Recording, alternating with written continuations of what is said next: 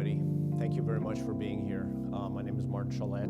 I'm from Integer, and today I have the pleasure of moderating the session on how innovation transforms markets and industries. Through a bizarre set of circumstances, my training is in both engineering and in physiology. And when I think about innovation, I look at it through the lens of the technology. I also look at it through the lens of the therapy development and how it affects patients.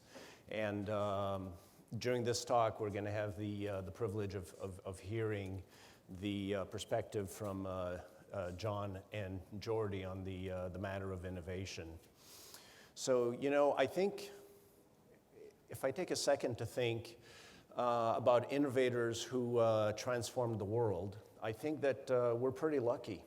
We have a rich history behind us of innovation that kind of shows us what barriers can be broken and what can be achieved. And at the same time, we have a huge wealth of opportunities still left ahead of us.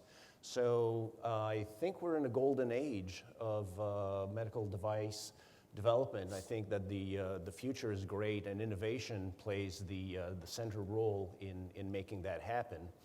So I'm going to take you through a story that is probably well known to everybody, but I thought it would be interesting to recap as well and kind of just put us in the context of innovation and how we got to be here today talking about medical devices in 2017 here in Costa Mesa. So I want to start with Willem Einthoven, 1903. Basically, the Dutch researcher that discovered that you can measure what's going on in the heart by measuring the electrical potential between the left hand and the right hand in saltwater buckets. And, great observation. Today we take it for granted, ECGs are so ubiquitous. But at the time, this was a really big achievement, and for which he won the Nobel Prize. And, actually he got some pretty nice recordings. Pretty interesting that this is something that he recorded, and, looked pretty good for 1903. But that was the beginning of the era of let's look at what's going on inside the body. But that begged the next question, which was, can we affect what is happening inside the body? And so, this led to eventually stimulation technology. And so with Paul Zoll in the 50s, here we have a picture of the first ambulatory cardiac stimulator. And so this poor man had to carry around this big cart plugged into the wall, but nonetheless, it was providing an amazing therapy for him. Then Earl Bakken in 1957 took all of that, and actually he was reading Popular Electronics and saw a schematic for a metronome to time music with, and he decided, hey, if you can time music with this, maybe we can time the heart with it as well. And so he took that circuit, those transistors, and built this really miniaturized version of the Zoll stimulator. And that led to Room Elquist in 1958. The first implantable pacemaker was performed in Sweden, and it was performed in this gentleman on the right, Arne Larsson, and that was in 1958. He had third-degree complete AV block, was doomed to a very painful and uncomfortable demise, and this pacemaker actually saved his life. And actually, Mr. Larsson died in 2001 at the age of 86. So talk about a really, really successful first foray into electrical stimulation. And then, another series of greats. Wilson Greatbatch, 1958, really took that concept from Rune Elmquist and reduced it to practice in a way that was much more practical and really a step beyond in terms of engineering from where the original pacemaker was. And then, interestingly enough, and here I just want to bring up a point or two, Orestes Fiandra in 1960, here's a physician from Uruguay that travels to Europe and works with Rune Elmquist and comes back to Uruguay and implants the first pacemaker in the Americas. And he actually founded a company called CCC that became an acquisition of Great Batch in 2014. And then Joe Fleischacker in 1960 through another chance encounter. So here's a gentleman that in 1947 founded a company that were making fishing lures. And through a chance encounter with Earl Bakken, they teamed up and collaborated, and he was responsible for the first pacemaker lead for Medtronic. And so really a rich history of innovation and collaboration. And I think, one of my beliefs in innovation is that innovation begets innovation. And so as we pull together and as we discuss all of these topics of innovation, I think this sets the stage for the next level of innovation to come. And I think one of the key aspect that I was trying to get across in this slide was that partnership and collaboration. There's a lot of intermingling of ideas between these giants in the medical device world. And not to forget that there are other great giants in the medical device world. Where is Bill Betton? Bill, thank you yesterday for mentioning Dr. Villafana, certainly a great innovator. And also bring up Al Mann, who also was a giant in the industry. So I'll take a few seconds to talk to you about Integer, which is the company that I represent here and that is hosting this event. And then I'll turn the podium over to our speakers. But Integer is really a global leader in the development and manufacture of technologies for the medical device and commercial markets. Integer is basically the company that now incorporates Wilson Great Batch, Lake Region Medical, and Electrochem.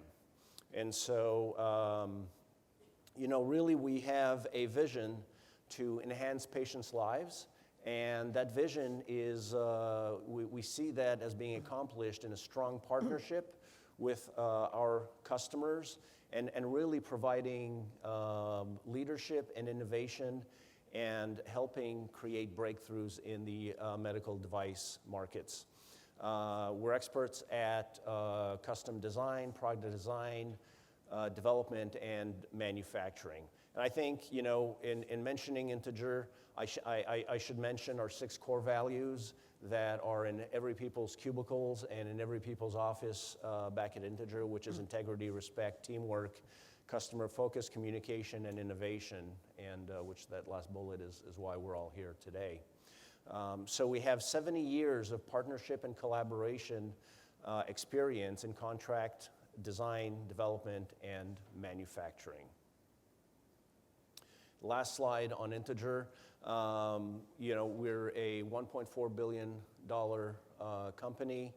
We have over 10,000 associates working at Integer at over 29 locations worldwide, and the products are sold in over 100 countries.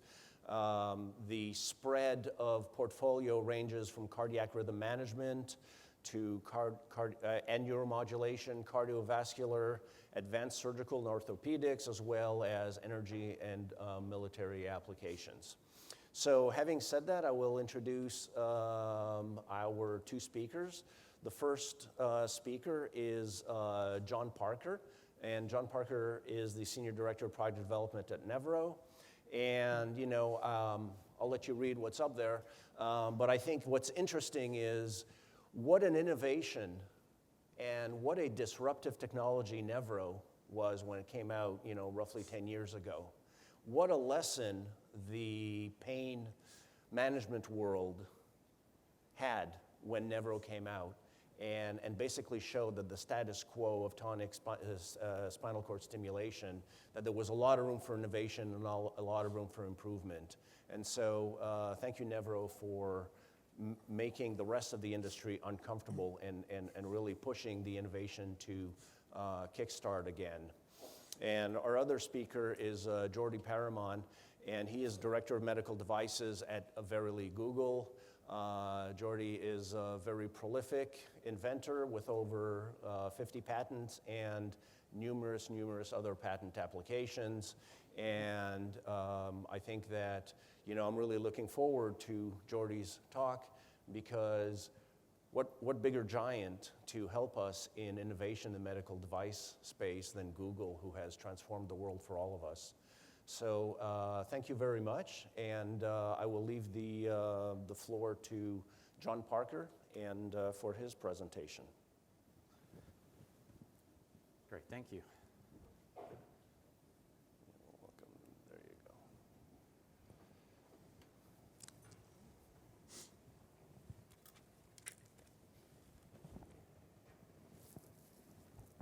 There it is. Great. Well, it's truly an honor to be here at this, the collective brain power in this room and the people here. I'm very appreciative to get to share a little bit about Nevro's story with you. And I'm going to tell it from my perspective. So my first time I ever heard about Nevro, was a company called NeuroPace. We were developing a stimulator to try to treat epilepsy. And I got a phone call. This is 2008, so it was on my brand new iPhone. Shiny first gen, and the recruiter said, we have this company called Nevro. They're doing spinal cord stimulation. And I said, I don't know anything about that. What is spinal cord stimulation? And so I started digging into and trying to understand what is this therapy and what is this market, and why would I go do that when I'm at this amazing company? And for those who aren't familiar with spinal cord stimulation, basically we're putting a lead up in the epidural space. We're delivering electrical stimulation to the spinal cord. And in this indication, we're trying to treat chronic pain of back and leg, right? And these are chronic pain patients who, they're on opioids. The pain levels are incredible. I mean, it's a devastating problem for people, right? So looked into the space, and there were three main players in the space. There's Advanced Bionics, Boston Scientific. There's St. Jude, who's now Abbott, and of course Medtronic, who had pioneered the space back in 1984. What was interesting was that they had been working on this problem for years and years, and there had been a ton of incremental innovation in the space, right? They had gone from 4 contacts to 8 contacts to 16 contacts, and then of course later to 32. The devices went from RF powered externally to primary cell batteries to rechargeables. And this is all about making the patient experience better, right? And about controlling paresthesia, which is basically how tonic spinal cord stimulation works. You're trying to map a pins and needles sensation to the body in a way to cover the pain areas.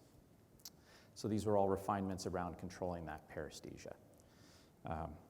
And so this looks interesting, right? There's incremental innovation here. There's big companies, and that's kind of scary. But it's interesting, right? What was really interesting was the level of clinical evidence that was in place at that time. So at the time, there was only really 2 published prospective randomized studies. They were relatively small size, and they were focused on leg pain. And it turned out that there was an unmet need in this space around being able to treat back pain effectively. It's quite difficult to map the dermatomes and get paresthesia in the back area with tonic stimulation. And it can be done, but it's challenging. And so that's very exciting, right? This unmet need that was in the space. But, so I continued to talk to Nevro and said, okay, well, how are you going about trying to actually make inroads into this? And the answer was, we're going to use high-frequency stimulation, right? We're going to deliver very rapid stimulation at 10,000 kilohertz, as opposed to where traditional is at about 60. It can go a little higher, but that's like a typical setting. So, that was very interesting. So I started to look around and say, well, is this going to work? Is it possible? And here's where I ended up. Looking at it, it very clearly seemed like a very bad idea. If you looked at the conventional wisdom at the time, these small pulse widths would require incredibly high amplitudes to be effective, and it was very unclear if this would ever work. To top it off, the power requirements for high-frequency stimulation are very high, and a quick back-of-the-envelope calculation said, this isn't even an implantable device. It's going to be too big. It's going to need to be remotely powered, and it won't be a competitive device in this space. Now, there's a Venn diagram that's attributed to Peter Thiel, to how to think about new ideas and where is innovation and where is a disruptive idea. And what he has said is that, the good ideas are taken. Like, if it was clearly a good idea, somebody's done it. And so we're going to find interesting ideas that are disruptive is in this space here, where it really looks like a bad idea. So, spoiler alert, it was a good idea. So flash forward to today, right? This is 2017, and we have the first and only paresthesia-free therapy for spinal cord stimulation. So it turns out that high-frequency stimulation does not cause paresthesia. There's none of this kind of secondary effect that the patient feels as pins and needles, and it means that there's no need to adjust it because they're not getting shocked when they move their body. They're not having to try to map it across body parts. We're actually able to implant the leads without doing mapping in the OR, so the OR time's a lot more predictable. We don't have restrictions on things like driving, which you have with the traditional SCS. We have been able to generate strong clinical evidence that our therapy is superior through a head-to-head randomized study. It was the largest study that was done for back pain and leg pain, and the superiority labeling is not something that the FDA gives lightly, right? This is a very serious accomplishment. And we've got about 26,000 patients so far across Europe, United States, and Australia. And we've gone public. We're about a $2 billion company now and growing. And we've got about 7,000 employees, which when I started and I walked into the office, I think we were about 10. So it's been an incredible growth for us. So how did we do this? Like, how do we get from this idea that looks like a bad one to where we are today? And it's hard. There's a lot to it, and it's complicated.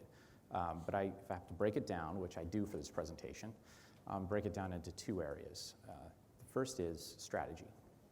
So your strategy has to be very crystal clear. It needs to map directly to something that's going to be valuable in the marketplace. For us, evidence is our product. Generating clinical evidence is our strategic vision. That's where we're able to differentiate, and that's where we believe the value is that we provide.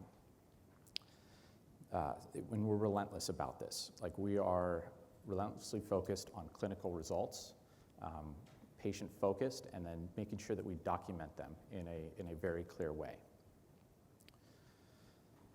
The other part is culture, and culture can break down in a lot of ways, and I've got kind of 3 examples here of the Nevro culture as I see it and why how it's helped us be successful. So this patient and clinical focus, everybody says we're patient-focused, but are you really patient-focused? So I'll give you an example about Nevro. Every engineer at Nevro goes to the field regularly, and we're not a small group, we're not a big group, we're 30 people, but I'm talking about going to the clinic, spending time in the OR, talking with the doctors, talking with the patients, truly understanding the product, how it's used, who use it, where they use it. And this is everybody. It's the electrical engineers who are just doing circuit design. They need to understand the product because the decisions they make, they go right to the patient. Another is challenging assumptions. We have a culture of challenging each other and asking why, and then truly needing to understand what the why is for that decision. And that's really driven us to simplify. There's a lot of things that were in previous systems that we just took out because somebody said, why does that have to be there? It doesn't need to be there. And finally, there's this idea that in a startup you've kind of burned your boat, right? You have to succeed. And that's something that we have carried forward to where we are today. So this idea that, as other people have mentioned, there's always going to be obstacles, and they always look insurmountable. And there's always a way through them. And that mentality that you can do that has been very strong at Nevro, and the stories about overcoming obstacles in the teams are ridiculous, going above and beyond what any sane person would consider to do to actually get things done. So I can't tell you our strategy for the future, or I can't tell you our exact plans, but I can tell you our strategy. So our strategy is unchanged. Looking forward, as we continue to grow, we still have this strategic focus on clinical evidence. We believe that that's where the value is, and we're targeting the normal areas you'd expect, but we're doing it in this focused way that our culture allows us to do. And that is the end of my presentation. Thank you so much for letting me share this with you.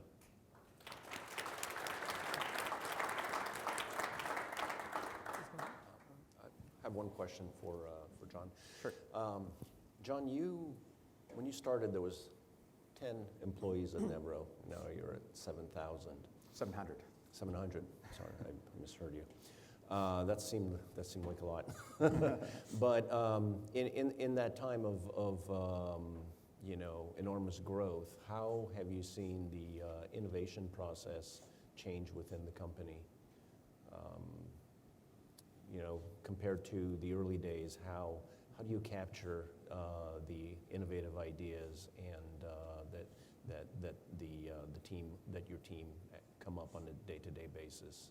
Yeah. So I think there's a couple things we've done that are helpful, and I think it's a huge challenge, and I don't know that I have the answer to that question. I think it's a real challenge, and we just work at it. But we've done a couple things. We've kept our development team really lean, so we haven't hired maybe as many people as you would for a company that's grown to this size. And a lot of what we do is working with partners, right? It's something that's been critical to our culture. And the way that we've gotten to where we are, we have a very outsourced model for manufacturing, and frankly, we know that we're not necessarily the smartest in some areas, right? So we go out and we engage with experts pretty much across the board. There's somebody out there who has a solution to your problem, and we utilize that. So that kind of keeping those small teams and then keeping everybody very patient-focused has been key, and I think that'll do us really well as we move forward. Excellent, thank you. So now, Jordi, I'll ask you please to step up to the podium, and we will, after Jordi's presentations, we will have a panel discussion and open the questions to the audience. I'll take just a second.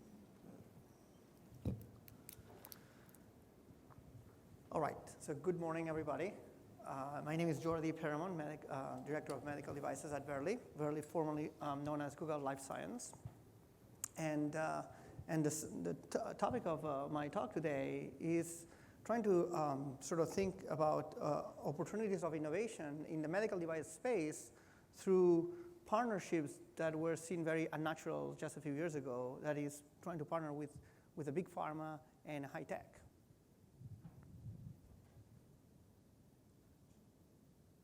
All right, do you have a clicker? That's fine. Right on the shelf. Oh, yeah. Perfect. All right, so before what I'm going to do first is try to explain a little bit what Verily is. This is a very new company that I'm not sure if many of you have heard about it. But Verily is a sort of a healthcare venture of Google. It was created quite recently, only a year and a half ago. And when Alphabet was created, Alphabet is like the umbrella of Google, of the Google family companies, where you can find other enterprises like Waymo trying to develop these self-driving cars, etc. So anything healthcare was encapsulated inside Verily. And what the vision, the mission that Verily tries to achieve is it's really similar to Google, but it translated to healthcare. So as Google is focusing the whole sort of world information, in our case, we focus on how to make the health information useful for the society, and how to find ways to move the needle of healthcare through sort of this access of information that was not possible before. And typically to do that, we think in terms of 3 phases. There's a phase where you have to get the relevant information, either new information that nobody had before, or existing information with just better quality. Then you have to find the means to make sense of that information, that data. And finally, once you understand the data, use it. Examples here per phase. On the collection side, Verily is very interested in developing tools and technologies that can help to acquire that information. And we typically do that through partnerships with other third parties that also have a commercial interest in acquiring that information. But sometimes we also do it by ourselves if we think that there's nobody else that is interested in doing what we're interested in doing. The second piece is organizing it. I think there's a clear sort of a need for creating better data infrastructure environments and tools to deal with very complex data sets, and using deep learning capabilities and other mechanisms to sort of extract valuable information from the data. And finally, activate. Finally, do something with it. And the way we think is, we think in two terms. One is direct examples of understanding the data and use it, like for example, we have a partnership with 3M on reducing hospital costs. So that's one piece of the activation. Another one, which is what I'll be talking more today, has to do with sort of more disruptive therapies that we think that have potential future value by itself. As you can imagine, the sort of ambitions are very high, right? So and healthcare is a very functionally diverse world. So Verily is right now a combination of a bunch of different people with different backgrounds, which makes the work quite interesting, quite chaotic sometimes as well, I have to say. But it's a really fascinating opportunity to bring together people from the clinical science, basic research, engineering, et cetera, to tackle problems that we feel they are meaningful. These are an example of partnerships that currently are going on at Verily. We sort of group partnerships in three categories. The first one is in the form of joint ventures, so new companies created with equity share between Verily and another entity. Then we have collaboration projects that Verily partners with commercial organizations, commercial companies, which often have the proximity to the customer, and we complement them with a number of different capabilities. And there's also internally driven investments from Verily directly. So it's sort of a very diverse, and you go through the whole spectrum of healthcare, really. It's only a year and a half old company, but it's fairly significant number of things are going on right now.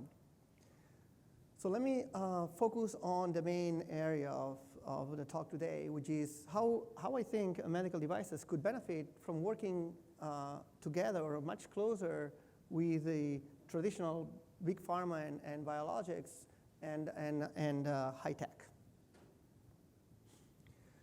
And they're truly different worlds. If you have to sort of almost represent it, pharma would be here and high tech will be there. Culturally, so different. The whole product cycle, the whole culture of how to approach innovation, it is very different. And somewhat medical devices is, I would say, like in the middle. There's a certain overlap with technologies, right? Because at the end, what makes the differentiation marketplace medical devices, well, it's clinical evidence to your point, but back it with the right technology. But at the same time, it's works in a very heavy regulated environment like pharma. But all these worlds have been pretty endogamic and very sort of, there's really not a lot of historical cross-pollinization in the last years. So the question is it possible to get them closer? Would we all benefit from a medical device perspective? So medical devices in the center, these are audience medical devices. Can we benefit from getting pharma and high tech closer? And I think the theoretical question is yes, we'll be talking about it, but the proof is in the pudding, right? We'll have to see how we can really take the real value out of it. But the smart way to work with this will be, let's take the best that each one of these worlds have, so that combined together, this sort of the equation 1 + 1 will be more than 2, right? Pharma companies are outstanding in terms of disease biology understanding, in terms of basic sort of biology and basic science. because they have to spend so much money for a phase 3 clinical study. We're talking about like $1 billion per study. That is very cost effective for them to spend a lot of money upfront with the basic research, which is something that medical devices are not necessarily culturally sort of used to. And they have very strong clinical focus and have a sort of long investment patient in a way. On the other extreme, the companies like Google and the whole Silicon Valley is super comfortable with the digital. They are the creators of everything digital, the cloud analytics, data, software services. They're approaching they're much more comfortable in higher risk-reward points on the investment curve. And then you have in the middle the medical devices that are really best in class in terms of dealing with both product development and manufacturing processes that are heavily regulated. And they're also very close to the customer from a medical device perspective, obviously. So let me go back 1 second. So the question is, putting all this together, can the outcome of this result in a more novel treatment indications? Can we use technology to improve the cost effectiveness of the products and show better real world evidence? Can we come up with new business models from a reimbursement perspective? Are there opportunities also to improve the overall business performance with better service efficiencies and so on? So these are, again, very philosophical. This is, what I'm going to present you today is a case study in the early infancy, which is, to my knowledge, really the first serious attempt for a big pharma company to play into medical devices. This is in the form of a joint venture called Galvani. Galvani is a company that it's only 1 year old, so don't expect amazing results here. It's just starting. The journey is all long. But it's a joint venture where the objective of it is to develop novel, they call it bioelectronic, but it's really neuromodulation technologies, really. But that instead of, like Never is focusing on the central nervous system and spinal cord, Galvani is interested in having access to the tail end of the nervous system of the periphery to have direct control of end organs. And so the vision doing that is that if you have this higher spatial specificity of your modulation of the nerve, the control specific organ, you're going to have higher efficiencies and lower side effects. Why Verily was relevant? Why Verily thought it was relevant to invest in Galvani? And there's a number of different things. I'm going to not read all this, but to me there are two main points. One has to do with the data. So the way Google treats data, and I think the way everybody should be thinking about data is it's like a natural resource, right? It's a real estate that has to be taken with a lot of care. And Verily thinks that implantable devices data represents a very unique opportunity of capturing data with very high signal to noise because you are in the body. Most of the data is available from a health perspective, doesn't have that kind of high information quantity. And at the same time, very few sort of organizations have access to. So having a play onto active implantable devices is important for Verily. And the second piece on the actuation side is that we think that bioelectronics and is if we sort of are capable of expanding the sort of the indications and the use of implantable electrical devices can move the needle in terms of the healthcare continuum. Right now, every single neuromodulation indication that exists, it is a really last resort and it's normally used for refractory patients of whatever primary drug treatment they have to. So the question is, can you move the treatment option of neuromodulation to higher up in the continuum of care? And that could ultimately become a very large industry in the future, similarly to what happened in early 20th century with pharma, right? And then in the 80s, biologics were developed, and biologics now, they're larger than pharma, actually. And so can Neuromod be the next big one, right? So it's one of the things that I think Verily was quite interested with. So specifically, on this venture, how we see each partner bringing specific values, right? GlaxoSmithKline, it is really, really good at preclinical disease models and neurophysiological understanding.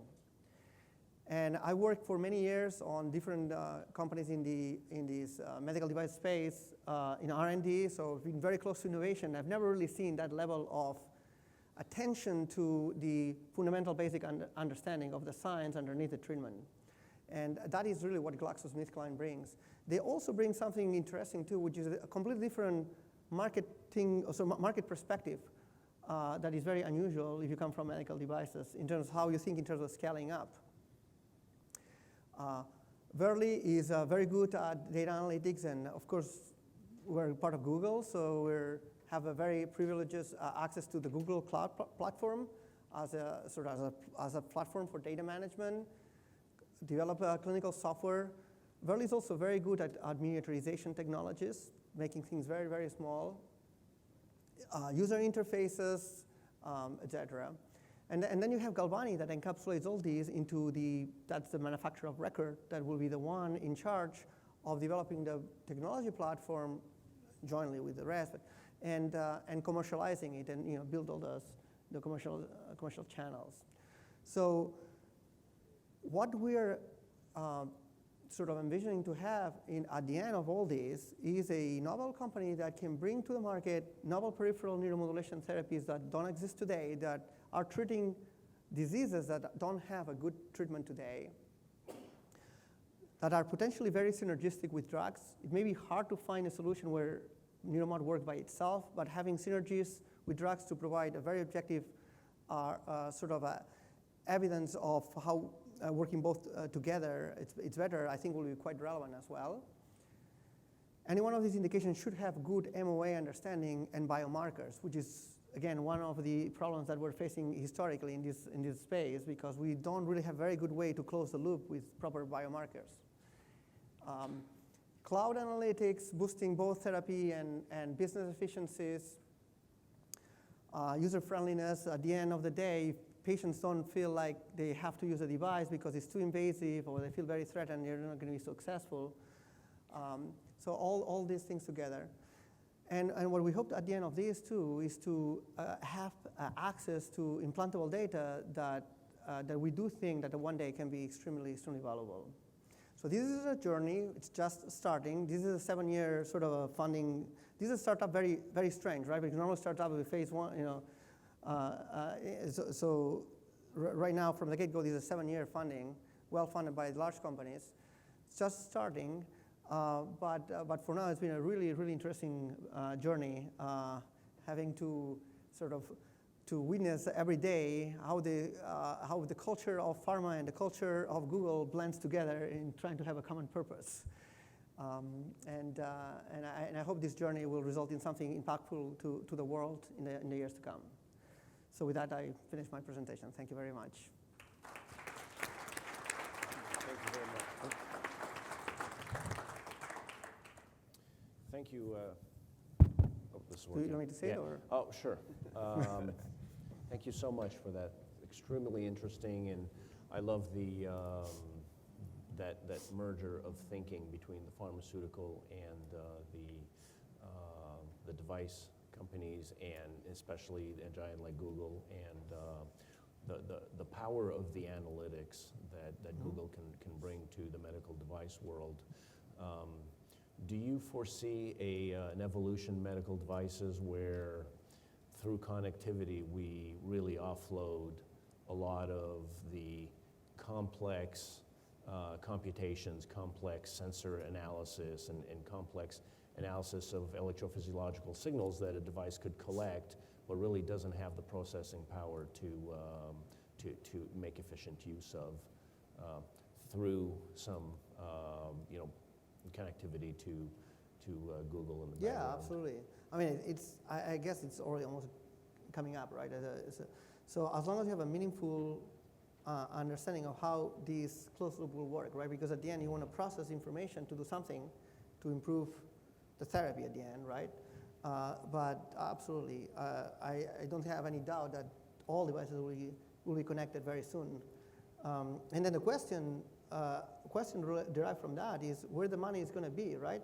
Is it going to be is the business model going to change from a paper hardware kind of a model that you have today, right? Where the gross margins of manufacturing something cheaper than you sell is what makes the medical devices exist today. Can the business model transition to something that can be less simple than that, where maybe the servicing piece of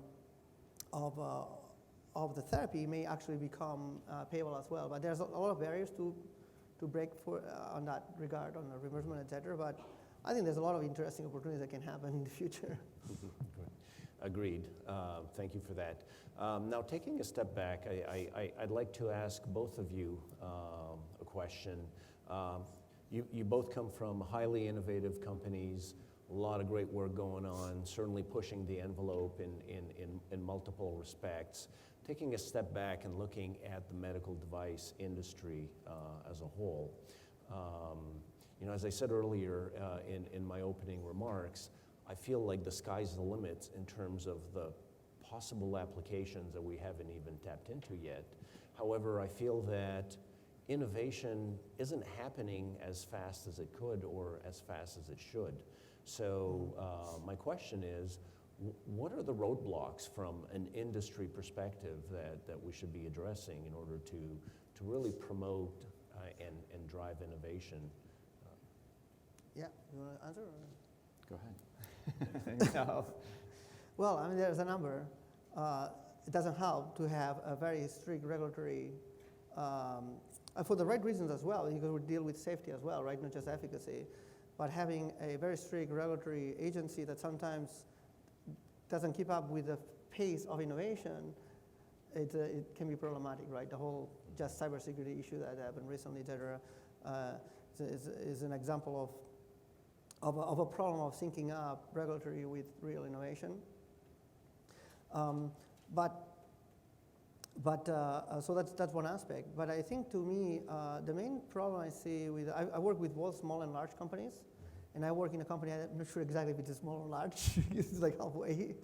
And what I've seen though is that if you work in a large company, you are sort of trapped in your P&L prison, right? Mm-hmm. So you have to deliver results every quarter, and you have a few quarters left, to plan for. So it's very hard to take bold risks in the long time horizon, which are normally what bold risks are. Mm-hmm. And that's why it's kind of but that's not just for medical devices, it happens to every single industry. I think though, for medical devices, I would advise to pay more attention to the fundamental biology underneath what we treat. Because I definitely for neuromodulation, which is a field I've been working quite some time, I feel there's been an element of not allowing the explosion of it because we don't understand well how to treat. The nervous system is very complex and we don't understand it well enough. Mm-hmm. That's exactly where I was going to go with my response, which is the system is more complicated than it seems, right? I mean, the body is very complicated, and the level of understanding it is early days, but it's not. I don't expect it to progress at the rate that other technologies do because of the complexity. Mm-hmm. So there's that fundamental research which has to be invested in, and it can be difficult to do that, right, for a startup. Mm-hmm. I know that as time has gone on, it's something that Nevro has invested more and more into. To now we're actually breaking new ground and discovering new things about our own therapy and ways to optimize it, which is incredibly exciting, right? So I think that as we continue down those paths and we invest in them, the opportunities to apply those learnings to new products will be an area where we should see, continued growth. Great, thank you. Well, thank you both for answering my questions. I think it's time to open the questions from the floor, please. Yeah, I've got a question for John, and maybe Jordy has an answer too. I mean, I'm interested to hear, like, do you think is there a medical device solution to the opioid addiction crisis, and I mean, how much of a leadership role could medical device industry fill? repeat it? Yeah, sure. So what I heard was, is there a medical device solution to the opioid crisis, and what should our role be, right? Yeah, is there a leadership? Is there a leadership role? Absolutely, there's a leadership role there. You know, I think it's something that we're acutely looking at, right? We track opioid use in our patients, and we see dramatic reductions, right? And our doctors are looking at this and they're going, okay, this is working. It's an adjunctive therapy, right? So we're not claiming that we're going to eliminate pain medications, but there's substantial reductions that we see, and it's absolutely, but it's a drop in the bucket, right? I mean, if you look at just the numbers and the sheer size of the problem, this is one of what is probably going to take many solutions and approaches to really make a dent in it. Yeah, I would say one of the things have to come from data as well, right? Because it's hard to solve a problem if you don't understand it well. So having that sort of level of visibility about what's really going on and what kind of physicians do that, what, et cetera, in terms of giving pills, and alternative methods of treatment, et cetera. But yeah, it's, as you said, John, I think it's a very holistic problem to solve. Not one single solution will fix it. So basically, implantable devices are just going to be a small portion of the population that's dealing with pain. Well, it's a problem of addiction. It's not strictly a problem of pain. Right. Excellent. Thank you. Yes. I was very interested to hear about the discussion about the interaction of pharma and medical devices. And it's both a question and a comment I have. You know, our regulatory system is based on separating the two. Yeah. So you have different standards, if you like, on medical devices and then on pharma. Mm-hmm. Coupled with the reimbursement situation where payers seem to be less willing to pay for an acute solution to a chronic problem that may be higher initially, but overall may be more cost-effective to the healthcare system. Have you been investigating that as well?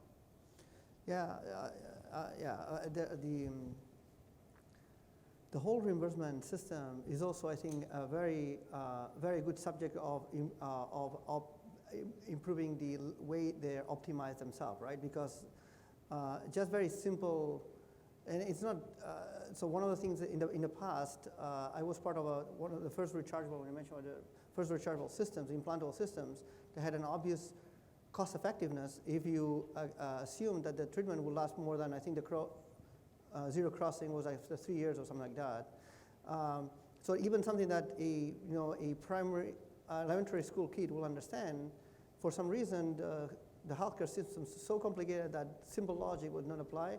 And I think there's a lot of work that has to be done on that. And going back to the data again and understanding, the more clear objective evidence we have to make objective cases of why do this treatment or the other will help. Sooner or later, I have the faith that the system will converge into something much more optimized existing healthcare system. Thank you. Any other questions from the audience? None from Bill? Maybe I'll follow up with one last question from my perspective. All of our companies have R&D departments, and but as I observe what is happening in my own experience, the R is often a lowercase r and the D is a capital D, and I think the reasons for that are fairly obvious. However, how do we balance it? What are the strategies that we should be proactive about in terms of balancing this small r with a capital D? I don't have an answer to that question that's going to be like a concise one, but I can tell you that the way that I think about the problem, you have to be going after big things constantly, right? And you need to have dedicated resources that are looking forward, and to mix it in with your development team is very challenging. And it's just like it's challenging to have your development team mixing in with the operations team, right? You have these different time frames and sort of execution time that you're working against, right? And if you're getting an email every day about having to go do something that day, it's hard to focus on a 10-year research problem, right? And so I think from my perspective, you have your strategic vision, and part of that, it has to be looking forward, right? And then you have to dedicate the resources to do that and give them the time that they need to be successful. Fair. Yeah, Any- just, any I think the answer that really depends on each company decision to where they want to be in this risk-reward curve, right? So, and it's, and the larger the companies are, the more uncomfortable they feel in terms of risk and having taken long-term bets. And that makes a large D and a small r. And that's why through the acquisition process is how, the r small r becomes larger r often.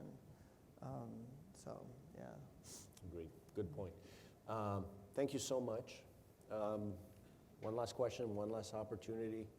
I don't see any hands, so I'm just going to thank you both for your Thank you. very interesting talks, and hope everybody has a really good rest of the conference. And let's just take home the point that innovation is critical. Innovation is really where the future lies, and I see a bright future and very enthusiastic about where companies like Nevro and Verily and Integer are headed, and the role that we collectively all play in innovation. So thank you very much for being present at this discussion.